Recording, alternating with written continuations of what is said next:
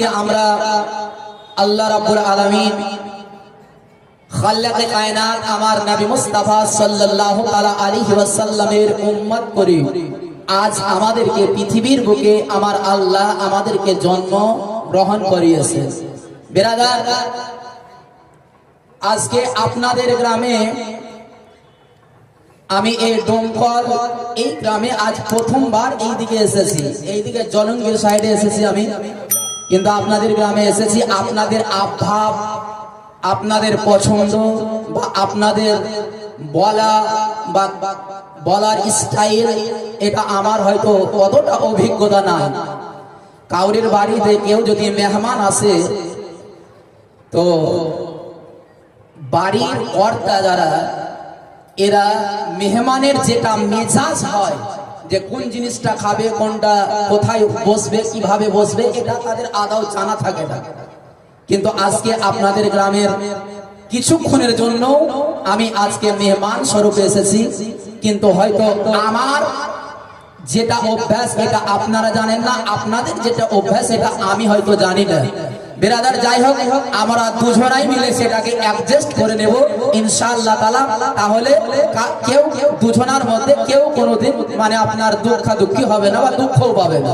তো যাই হোক, আল্লাহ রাব্বুল আলামিন আমাদেরকে এই মাহফিলে আমার নবী মুস্তাফা সাল্লাল্লাহু তাআলা আলাইহি ওয়াসাল্লামের মাহফিলে আমাদেরকে আমার নবী স্বয়ং আপনাদেরকে এই জায়গাতে বসার জন্য আমার নবী আপনাদেরকে আহ্বান করেছে। আজ জালসা কমিটি আপনাদেরকে এই জায়গাতে আসার জন্য, বসার জন্য আপনাকে যদিও রিকোয়েস্ট করেছে, কিন্তু এই জায়গাতে আপনি নিজে নিজে এসে উপস্থিত হয়ে এই জায়গাতে আপনি নিজের ইচ্ছায় বসেননি, বরং এটা নবীর মাহফিল। নবী মুস্তাফা আপনাকে ওই মদিনার ধরতি থেকে আমার নবী আপনার দিলে ইশারা করেছে, এই জন্য আমার নবী মুস্তাফা আপনাকে এই জায়গাতে এসে বসিয়েছেন। জোরে বলো সুবহানাল্লাহ। বিরাদার, আজকে আমরা আহলে সুন্নাত ওয়াল জামাত নবীকে হাজির ও নাজির আমরা মানি। নবী মুস্তাফাকে হাজির ও নাজির আমরা মানি। যে জায়গাতে নবীর প্রশংসা হয়, নবীর মিলাদ হয়, জালসা হয়, এই জায়গাতে আমার নবী মুস্তাফা তিনি প্রেজেন্ট বা হাজির হয়ে থাকে। এটা আমাদের ঈমান বা আকীদা। বিরাদার, আমার নবী মুস্তাফা সাল্লাল্লাহু তাআলা আলাইহি ওয়াসাল্লামের জালসা আমাদের আহলে সুন্নাত ওয়াল জামাতের আপনি সারা ওয়ার্ল্ডের মধ্যে, সারা পৃথিবীর মধ্যে আপনি যে কোনো প্রান্তে দেখবেন, চাই আপনি মুম্বাই দেখেন, দিল্লিতে বলেন, কর্ণাটকে দেখেন, চেন্নাই দেখেন, আপনি কলকাতা দেখেন, আপনি বিভিন্ন স্থানে যে কোনো জায়গাতে দেখেন, আমাদের জালসার মধ্যে একটা রওনাক, একটা আলাদা থাকে, একটা রওনাক আলাদা থাকে। আমাদের জালসার মধ্যে যে উজ্জ্বলতা, এই উজ্জ্বলতা আমাদের এই আহলে সুন্নাত ওয়াল জামাতের শুধু জালসাতেই থাকে। আর অন্যান্য মাযহাবের যে জালসাগুলো হয় তাদের জালসাতে এই রকম রওনাক তাদের জালসাতে থাকে না। থাকে কি? অনেক জালসায় আপনারা দেখেছেন। কেন বলেন তো? যেহেতু আমরা নবীকে হাজির ও নাজির মানি, আমরা নবী মুস্তাফাকে জিন্দা মানি। নবী সশরীরে বা হায়াতে আমার নবী মদিনার ধরতিতে নবী মুস্তাফা নিজের রওজায়ে আকদাসের মধ্যে তিনি জিন্দা ছিলেন, জিন্দা আছেন, এবং কাল কিয়ামত পর্যন্ত ওই মদিনার ধরতি থেকে আমার নবী মুস্তাফা সকল নিজের উম্মত বর্গকে আমার নবী মুস্তাফা নিজের নজরের তলাতে রাখবেন। এমনকি নবী মুস্তাফা বলেছেন, যে জায়গাতে আমার গুণগান হয়, আল্লাহর প্রশংসা হয়, আমার নবী মুস্তাফা এই জায়গাতে হাজির ও নাজির জিন্দা নবী, আমার এই নবী মুস্তাফা এই জায়গাতে এসে প্রেজেন্ট বা হাজির হয়ে যান। জোরে বলুন সুবহানাল্লাহ। তা আমার নবী যে জায়গাতে হাজির হবে, যে জায়গাতে প্রেজেন্ট হয়ে যায়, যে জায়গাতে আমার নবী মুস্তাফার উপস্থিতি হয়ে যায়, এই জায়গাটা কোনোদিন মুর্দা বা এই জায়গাটা আপনার কোনো অন্য আপনার জালসার মতো হয় না। এই জন্য নবী মুস্তাফার নিগাহে কারামে, নবী মুস্তাফার জালওয়ার কারণে আজকে আহলে সুন্নাত ওয়াল জামাতের জালসাটায় রওনাক চলে আসে। জোরে বলুন সুবহানাল্লাহ। বেরাদার, যারা নবীকে জিন্দা মানে না, নবীকে হাজির ও নাজির মানে না, তাদের জালসাটাও সেই মুর্দার মতোই। সেই তাদের জালসার মধ্যে কোনো রওনা, তাদের জালসার মধ্যে কোনো তাজিগি থাকে না। তাদের জালসার মধ্যে বেরাদার সামাইন ইকরাম কোনো মজা, যে মজা আমাদের মধ্যে আছে সেই মজা তাদের ভিতরে নাই। বেরাদার, আমার নবী মুস্তাফা সাল্লাল্লাহু আলাইহি ওয়াসাল্লাম, আজ নবীর উম্মত আমরা কত বড় ভাগ্যবান যে 1,00,000 বা 2,24,000 আপনার দুনিয়ার মধ্যে পয়গম্বর বা নবী এসেছিলেন। ইনাদের উম্মত বর্গের মধ্যে এবং নবীর উম্মত বর্গের মধ্যে কতটা তফাৎ আছে, পার্থক্য কতটা আছে। আমাদের কত বড় খুশকিসমত যে আপনারা যখন জালসাতে আসেন, এই জায়গায় বসেন, তো আমরা দরুদ পড়ি, বললাম 2 থেকে 3 বার আমরা দরুদ বললাম। তো আমরা কত বড় ভাগ্যবান যে আমাদের দরুদ পড়ার সময় আমাদের নাক থেকে যে নিঃশ্বাসটা বাহির হয়, শ্বাসটা বাহির হয়, এই শ্বাসের মাধ্যম দ্বারাই আপনার সোনা ও চাঁদি তৈরি হয়। জোরে বলেন সুবহানাল্লাহ। তাহলে আল্লাহ তাআলা আপনাকে কত বড় ভাগ্যবান বানিয়েছেন, হ্যাঁ, যে নবীর দরুদ পড়তে গেলে আপনার একটা শ্বাসের বদলাতে সোনা ও চাঁদি তৈরি হয়। বিরাদার, মাকাশিফাতুল কুলুব বলে একটা কিতাব আছে, কিতাবের মধ্যে ইমামে গাজ্জালি রাহমাতুল্লাহ আলাইহি লিখেছেন যে নবী মুস্তাফা সাল্লাল্লাহু আলাইহি ওয়াসাল্লামের কোন একজন উম্মতি নবীর উপরে যখন দরুদ পড়ে, তার নাক থেকে যে আপনার নিঃশ্বাসটা বাহির হয়, অক্সিজেনটা বাহির হয়, এই অক্সিজেনটা, এই নিঃশ্বাসটা আপনার বাহির হওয়ার পরে নিঃশ্বাসটা ঊর্ধ্বমুখী আকাশের মধ্যে চলে যায়। আকাশে গিয়ে কি হয়, এই অক্সিজেনটা আপনার একটা মেঘ তৈরি করে, আপনার নিঃশ্বাসে একটা মেঘ তৈরি করে। এই মেঘটাতে আল্লাহ রাব্বুল আলামিন বাদল তৈরি করে। এই বাদল থেকে আল্লাহ ফেরেশতার মাধ্যম দিয়ে, হুকুম দিয়ে বাদল থেকে কি হয়, পানি বর্ষণ হয় দুনিয়াতে। সুবহানাল্লাহ। আকাশ থেকে যে বাদল থেকে পানিটা বর্ষণ হয়, মাটিতে পড়ে, বলছে জয় ফোঁটা পৃথিবীর যে কোনো প্রান্তে হোক না কেন, এক ফোঁটা পানি মাটিতে পড়া মাত্রই আমার আল্লাহ রাব্বুল আলামিন কি করেন, এক ফোঁটা পানির বদলায় একটা সোনা তৈরি করে। আর এক ফোঁটার পানির বদলায় আমার আল্লাহ একটা চাঁদি তৈরি করেন। এমন কি আমার আল্লাহ রাব্বুল আলামিন বলেছেন, উম্মতে মুহাম্মাদির নাক থেকে যে নিঃশ্বাসটা দরুদ পড়ার সময় যে নিঃশ্বাসটা বাহির হয়, এই নিঃশ্বাস থেকে মেঘ তৈরি হওয়ার পরে এই মেঘের পানি যখন দুনিয়াতে বর্ষণ হয়, ওই পানিটা যদি কোনো কাফেরের মাথাতে পড়ে যায়, আমার আল্লাহ রাব্বুল আলামিন আমার নবীর দরুদের ওসিলা দিয়ে আমার আল্লাহ তাআলা ওই পানির বরকতে ওই কাফেরটা ইসলামের মধ্যে দীক্ষিত হয়ে যায়। জোরে বলেন সুবহানাল্লাহ। তাহলে আমরা কত বড় ভাগ্যবান যে নবীর উপরে দরুদ পড়তে গেলে আপনার এই নিঃশ্বাসের কারণে সোনা ও চাঁদি তৈরি হলো, এবং আপনার আকাশ থেকে পানি বর্ষণ হওয়ার পরে যে পানিটা কাউরের মাথায় পড়লো, তো ওই ব্যক্তি ইসলামের মধ্যে দীক্ষিত হলো। তাহলে আমরা কত বড় ভাগ্যবান নবীর উম্মত। বিরাদার সামাইন ইকরাম, এই নবী মুস্তাফা সাল্লাল্লাহু আলাইহি ওয়াসাল্লামের উম্মত হয়ে আজ আমরা এসেছি নবীর সুন্নাতের উপরে। নবীকে আমরা ফলো করব, নবীর কর্মগুলোকে, নবীর চলাকে, নবীর বলাকে, নবী মুস্তাফা কেমন ভাবে চলেছেন, কেমন ভাবে বলেছেন, কেমন ভাবে উঠেছেন, এই সমস্ত জিনিসকে আমাদেরকে ফলো করতে হবে। তাহলে আমরা একজন পূর্ণ ঈমানদার ও মুত্তাকি এবং পরহেজগার বান্দা তৈরি হব। জোরে বলেন সুবহানাল্লাহ। আল্লাহর কোরআন বলছে ওয়ালা তাহিনু, আল্লাহর কোরআন বলছে ওয়ালা তাহিনু, তোমাদের কোনো, ওয়ালা তাহজানু, কোরআন বলছে তোমাদের কোনো চিন্তা নাই, ওয়ালা তাহিনু ওয়ালা তাহজানু ওয়া আনতুমুল আলাউনা, এবং তোমরাই হচ্ছ নেতা। বিরাদার সামাইন ইকরাম, আল্লাহর কোরআন বলছে যে তোমাদের কোনো চিন্তা নাই। কিন্তু আজকে আমরা যে মুসলমান, আজ যদি আপনি এক অপরকে যদি জিজ্ঞাসা করা হয় ভাই কেমন আছেন, তো আপনি বলবেন মৌলভী সাহেব বলেন না, এসআইয়ের টেনশনে ভুগছি।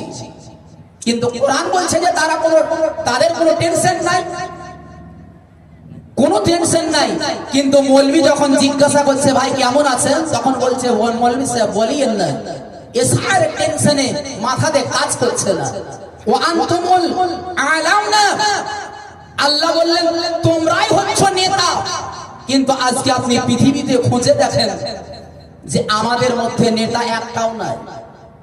সব নন মুসলিম যারা আজকে তারাই হচ্ছে আজ আমাদের এই হিন্দুস্তানের তারাই নেতা। আমাদের মধ্যে নেতা একটাও নাই।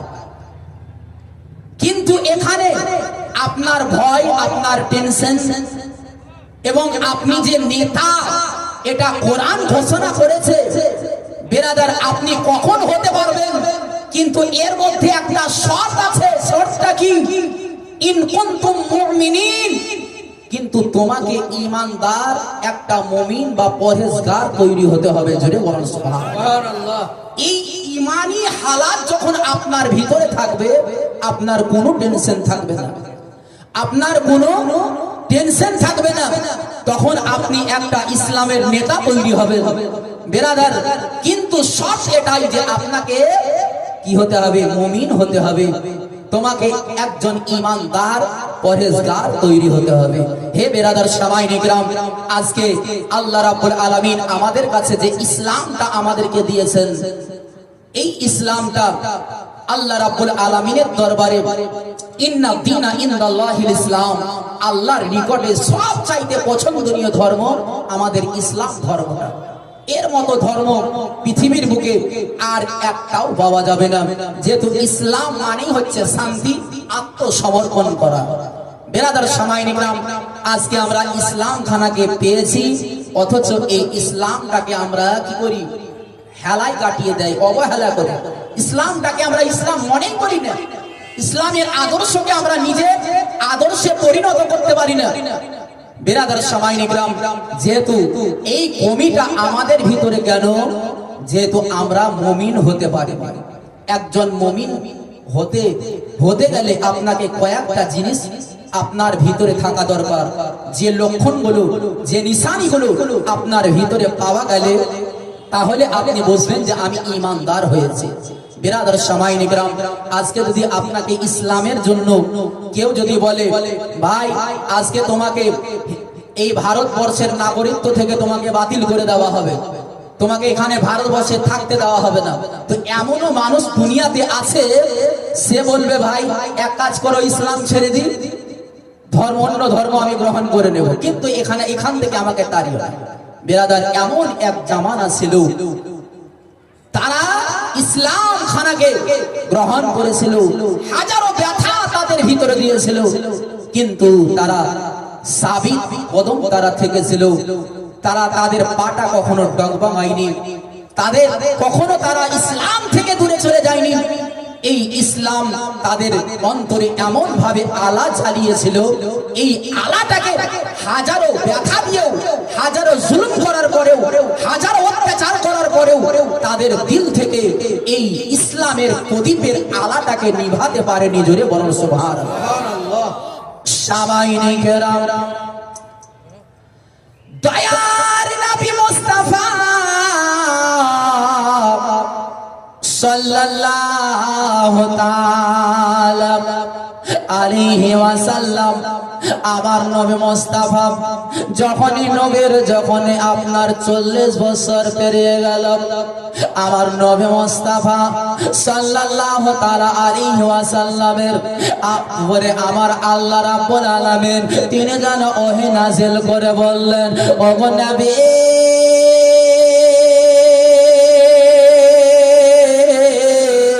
ওগো আমার হাবিব,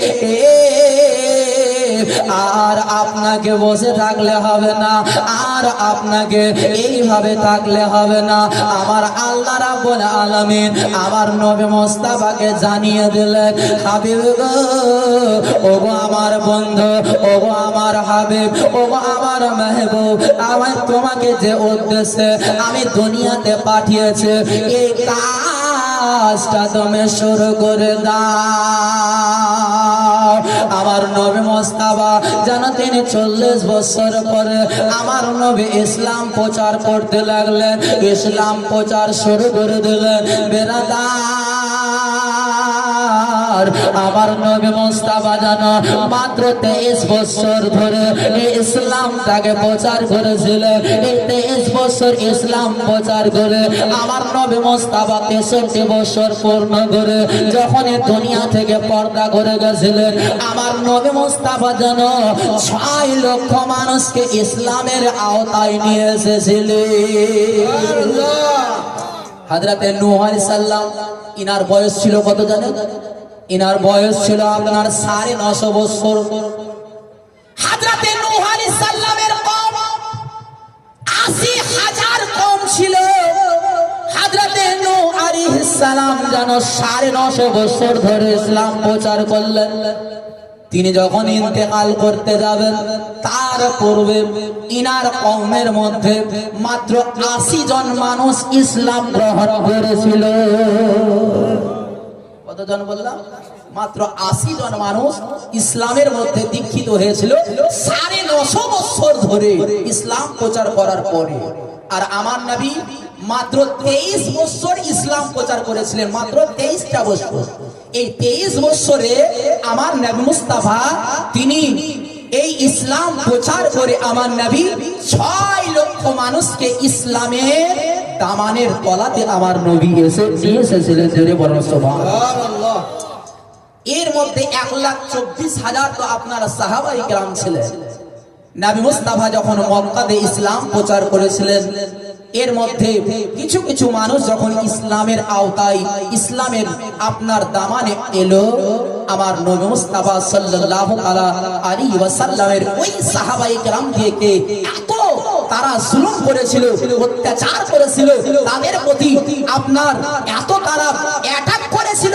বেরাদার সামাইনি কেরাম, আজ যদি আপনি ইসলামের হিস্টরি পড়েন, ইসলামের ইতিহাস যদি আপনি পড়েন, তাহলে আপনার দিল কেঁপে যাবে, আপনার শরীরের রূপটা খাড়া হয়ে যাবে যে তারা ইসলামের জন্য কি করেছিল, তারা ইসলামের খাতিরে কি করেছিল, তারা আল্লাহকে বিশ্বাস করার জন্য তাদেরকে কত কষ্ট সহন করতে হয়েছিল।